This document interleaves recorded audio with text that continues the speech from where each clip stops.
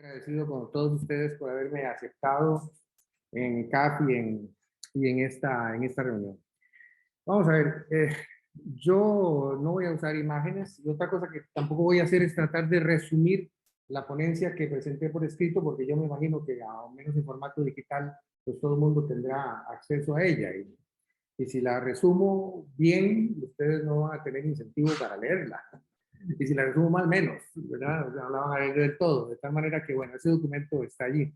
Lo que yo quisiera hacer es aprovechar este ratito para decirles algunas cosas que les den tentación de leer la ponencia, idealmente, ¿no? Yo me he dedicado los últimos años al tema de cambio climático. He escrito un par de libros sobre eso, el último de los cuales es este, que se llama Alimentos, la próxima transición. ¿Por qué la próxima transición? Bueno, porque como todos sabemos, en torno a este tema de cambio climático y a los objetivos que se propusieron las naciones en la conferencia de París en el 2015 sobre cambio climático, que son tratar de impedir que la temperatura promedio del planeta suba por encima de 2 grados Celsius, más alta que la de la era preindustrial. Ese es el objetivo que se propuso. Bueno, pues para lograr eso, hay una gran cantidad de cosas que están ocurriendo en el campo de los combustibles fósiles, porque como todos sabemos, ahí está la principal fuente de generación de gases de efecto invernadero, que son los que producen el calentamiento global, ¿verdad? Entonces, pues ha habido un cierto grado de desinversión en combustibles fósiles y hay cada vez más utilización de energías renovables, es decir, de energía solar, eólica, etcétera, y constantemente se nos dice que nos traslademos al coche eléctrico. Hay muchas industrias que están haciendo adaptaciones sobre eso, en fin. La Agencia Internacional de Energía estima que ya hemos alcanzado lo que se llama el pico de emisiones de gases de efecto invernadero por combustibles fósiles, es decir, que ya alcanzamos el máximo y que ahora van a venir bajando gradualmente esas emisiones a lo largo de los años. No al ritmo que se requiere, ni mucho menos. O sea, no estamos en camino de lograr las metas del Acuerdo de París, de contener el calentamiento global en menos de 2 grados Celsius. No estamos en camino de lograr eso. Hay que acelerar mucho más la transición energética hacia las renovables. Pero bueno, esa transición está en marcha. Ese es el punto. El libro se llama La próxima transición porque la otra, la que está pendiente, es la transición de los sistemas agroalimentarios. Los sistemas agroalimentarios son responsables por aproximadamente 1/3 de las emisiones de gases de efecto invernadero, 34% en las últimas estimaciones. A veces hay gente que se sorprende al oír esto. Y lo peor es que si bien la curva de las emisiones por combustibles fósiles comienza a bajar en estos años, ¿verdad? Obviamente tuvo una bajada importante con la pandemia, pero esa bajada va a seguir, va a continuar. La ocasionada por las emisiones ocasionadas por los sistemas agroalimentarios no van a bajar. La tendencia no es a que bajen, sino a que sigan aumentando. Tanto que los sistemas agroalimentarios del planeta por sí solos harían imposible alcanzar las metas del Acuerdo de París. O sea, que si mañana mismo dejáramos de emitir gases de efecto invernadero como producto de la quema de combustibles fósiles, aún así no alcanzaríamos las metas del Acuerdo de París. Las emisiones de los sistemas agroalimentarios bastarían por sí solas para sobrepasar esas metas. ¿Por qué no se habla de esto? Porque es un tema políticamente muy delicado. Los pocos políticos, por ejemplo el ministro Garzón en España, ¿no?, que se han atrevido a hablar de la necesidad de cambiar las dietas y las prácticas agroalimentarias en general para reducir las emisiones de gases de efecto invernadero, han pagado consecuencias políticamente costosas, ¿no? Tanto que, bueno, en España el presidente Sánchez tuvo que salir a decir que él se comía un chuletón, ¿no?, para de alguna manera compensar. ¿Por qué? Bueno, porque los sectores agrícolas, los productores agrícolas y ganaderos son políticamente importantes, poderosos en prácticamente todo el mundo, Y además los consumidores somos muy celosos de la dieta, de que nos digan o no qué debemos o no deberíamos comer. Entonces, políticamente es un tema delicado. En Estados Unidos, el señor Biden, no sé qué fue lo que dijo, pero le montaron una campaña a la gente de la derecha diciendo que iba a prohibir las hamburguesas. Imagínense ustedes lo que es decir que en Estados Unidos se va a prohibir las hamburguesas. Bueno, se le armó un problema muy grande. Entonces, políticamente es un tema que, digamos, se prefiere no tocar. Pero hay que tocarlo, porque de otra manera estamos todos condenados a un planeta prácticamente inhabitable, y no solamente eso, sino a un deterioro severo de nuestras condiciones de salud. ¿Dónde se originan estas emisiones? ¿De dónde vienen las emisiones del sistema agroalimentario que generan tanto calentamiento global? Básicamente, del cambio en el uso de los suelos. Por esto debemos entender básicamente deforestación, ¿verdad? En Sudamérica, en toda Sudamérica, en la Sudamérica amazónica, en Brasil, en parte de Argentina, en Bolivia, Uruguay, Paraguay, se deforesta principalmente para producir soja, ¿no? Y esa soja es principalmente para alimentar animales.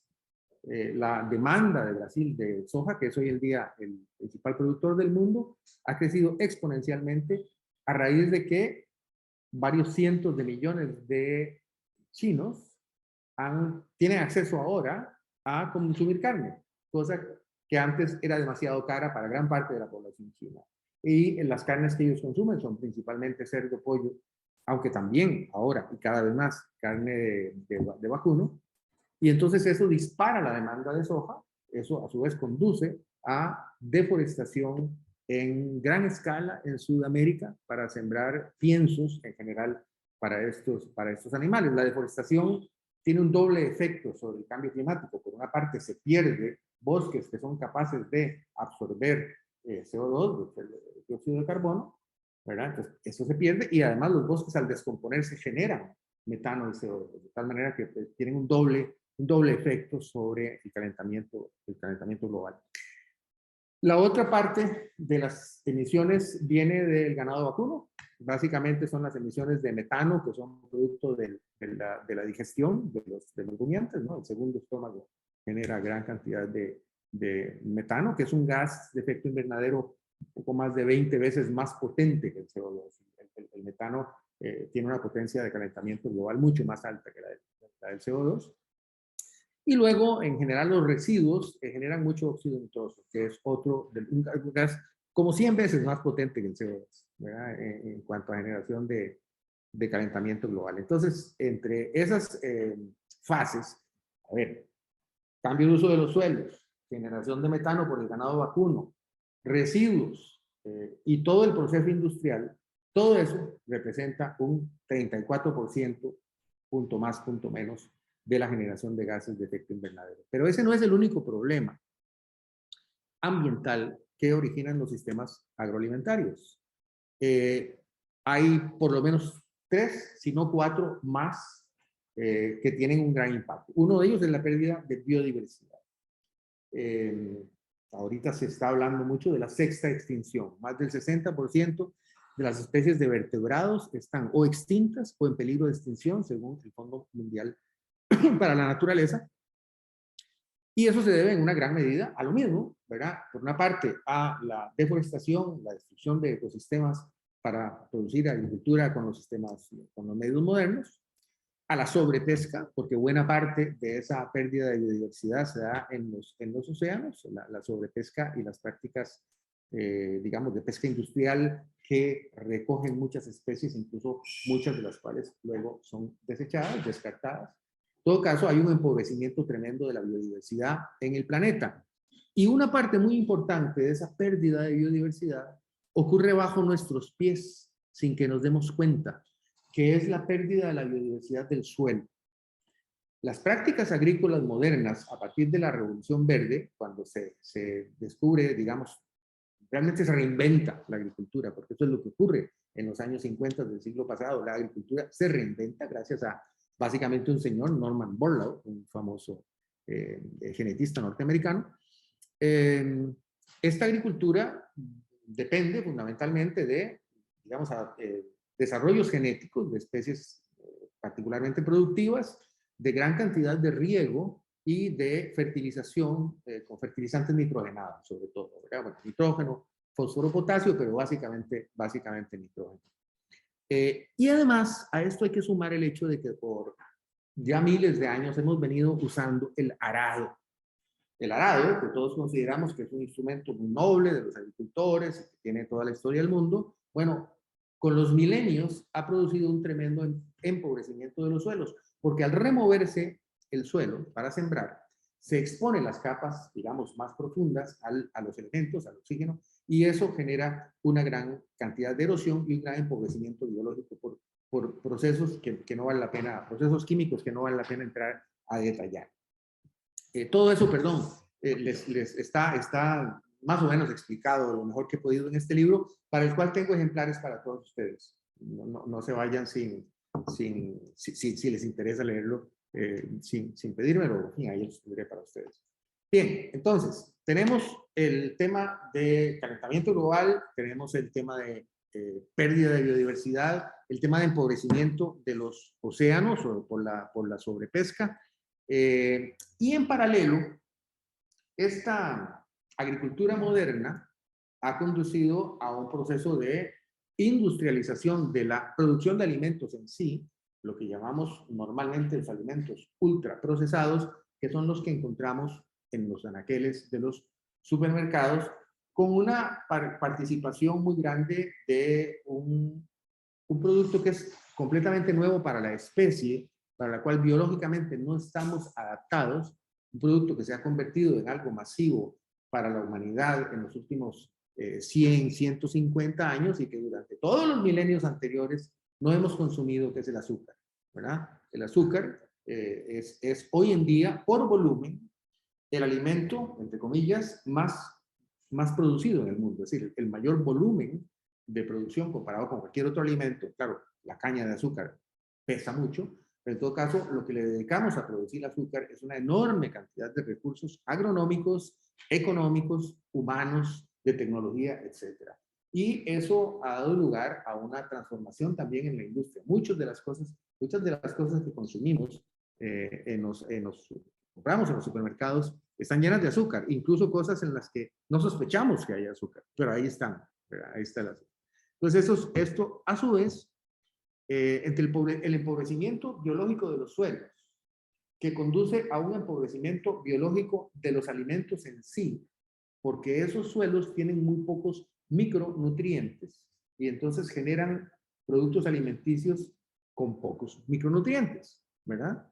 Y si encima los procesamos mezclándolos con azúcar en laboratorios industriales, etcétera, generamos una alimentación de muy mala calidad, aunque sea de muy bajo precio. Y esto, no les estoy diciendo nada nuevo, lo que ha conducido es al fenómeno que llamamos malnutrición, que afecta a una gran parte de la humanidad, particularmente los más pobres, que hoy en día encuentran más fácil llenarse el estómago con el snack o el pan de mala calidad o lo que sea que le venden en el comercio. Entonces, estamos enfrentados a una doble crisis. Por una parte, de carácter ambiental, calentamiento global, pérdida de biodiversidad, empobrecimiento de los suelos, contaminación de las aguas, que se me olvidaba mencionárselos, esa aplicación masiva de fertilizantes nitrogenados que usa la agricultura moderna, por escorrentía, el nitrógeno restante, pues es incapaz. A ver, todos los sistemas vivos del planeta son incapaces de absorber la cantidad de nitrógeno artificial que se produce hoy en día. Entre todos, no es imposible absorberlo. La cantidad de nitrógeno es muy, muy barato de producir, por razones que no voy a detallar, y entonces hay una sobreabundancia de nitrógeno. Ese nitrógeno sobrante, por lixiviación, por escorrentía, va a los cauces de agua, a los lagos, a los mares, y entonces provoca el fenómeno que se conoce como eutrofización. Crecen desproporcionadamente algas y otras plantas marinas que consumen, se alimentan de ese nitrógeno, pero que además consumen oxígeno. Y entonces privan de oxígeno a otras especies que se mueren. Y así se producen las llamadas zonas muertas de los océanos. Hay una en el Golfo de México que es del tamaño del estado de New Jersey, de Estados Unidos. El mar Báltico básicamente es una gran zona muerta. donde ya hay muy poca riqueza biológica debido a la eutrofización, a la gran cantidad de nitrógeno y otros químicos, en el caso del Báltico, que le llegan. Entonces, vuelvo atrás, tenemos calentamiento global, pérdida de biodiversidad, empobrecimiento de los océanos, acidificación de los océanos, etcétera. O sea, una serie de crisis ambientales, todas ellas relacionadas con los sistemas agroalimentarios, ¿verdad? Entonces, si los combustibles fósiles son responsables del calentamiento global, bueno, los sistemas agroalimentarios son responsables de, además de contribuir al calentamiento global, otras grandes crisis ambientales. Entonces, a ver, es muy evidente que se requiere una gran transformación de los sistemas agroalimentarios en todo el planeta. Y eso sé que suena como una tarea monumental, lo es. Poca gente la tiene clara. La gente que lo tiene claro está principalmente en los sectores académicos y en algunos organismos internacionales, muy pocos. Y además tenemos una barrera política ahí que enfrentar. Pero que hay que hacer el cambio, hay que hacerlo. Yo creo que no es una lucha sin esperanza. Siempre digo, bueno, la revolución industrial nos tomó 200 años, la revolución cibernética nos tomó 50, y esta vamos a tener que hacerla en los próximos 30 años. En esto puede jugar un papel muy importante la antropología de la alimentación, y yo por eso tenía tanto interés en venir a esta reunión y en el contacto con ICAR. ¿Por qué? Porque resulta ser que la solución a todo ese paquete de problemas pasa por una recuperación de tradiciones agronómicas y alimentarias de la humanidad. No es que hay que hacer una nueva reinversión tecnológica. La tecnología tendrá un papel que jugar en esa gran transformación que se requiere de los sistemas agroalimentarios, pero ya sabemos que hay una cantidad de alimentos populares y tradicionales, típicamente, vean ustedes qué interesante, la comida mexicana, la comida china, la comida tailandesa, tradicional, incluso, bueno, obviamente la dieta mediterránea, son fáciles de encontrar en restaurantes populares en ciudades de todo el mundo. Y son la competencia a lo otro. Lo otro es la hamburguesa. La insignia de la alimentación industrial es la hamburguesa, que tiene, ahí condensa todos los problemas a que me he referido desde el punto de vista ambiental y desde el punto de vista sanitario también. Bueno, pero esas otras comidas tradicionales son basadas en vegetales, la mayoría, con una gran variedad de ingredientes, que si se preparan bien, con aceites de calidad y con ciertas características, pueden más bien contribuir a resolver el problema. ¿Okay? Entonces, ahí es donde yo encuentro que hay un papel para la antropología, en saber valorar y en saber enseñar a la gente a valorar, a respetar, a rescatar esas tradiciones, a ponerlas en valor. Hace poco hablaba con un buen amigo que preside un organismo financiero internacional, un organismo de financiación internacional y de cooperación técnica en esos temas ambientales, y me decía que le parecería muy útil el acompañamiento de los profesionales en antropología del alimento para hacer más eficaz el trabajo de la cooperación internacional en tanto en agronomía como en temas de gastronomía, etcétera, en los trabajos de cooperación técnica en todo el mundo. Si muchas veces esos proyectos de carácter agrícola que impulsan, qué sé yo, la FAO, los organismos internacionales, ONGs, etcétera, especialmente en el mundo en desarrollo, chocan con barreras culturales porque no se hizo investigación antes. No se sabe qué es lo que la gente de esas poblaciones realmente quiere. No se sabe qué es lo que tiene. Se ignora su patrimonio cultural desde el punto de vista agronómico y gastronómico. Entonces, si antes se investigara y se pudiera aportar ese conocimiento a los proyectos de cooperación internacional, allí eso se potenciaría muchísimo más. Yo, de hecho, me comprometí con este amigo a poner en contacto a ICAF con el GEPS, el Fondo Mundial del Ambiente, porque creo que deben establecerse redes de cooperación entre la ciencia antropológica, particularmente especializada en alimentos, y la cooperación técnica internacional en materia agronómica, gastronómica y de desarrollo. Y yo creo que ya se me acabó el tiempo, ¿verdad? Hasta ahí llego.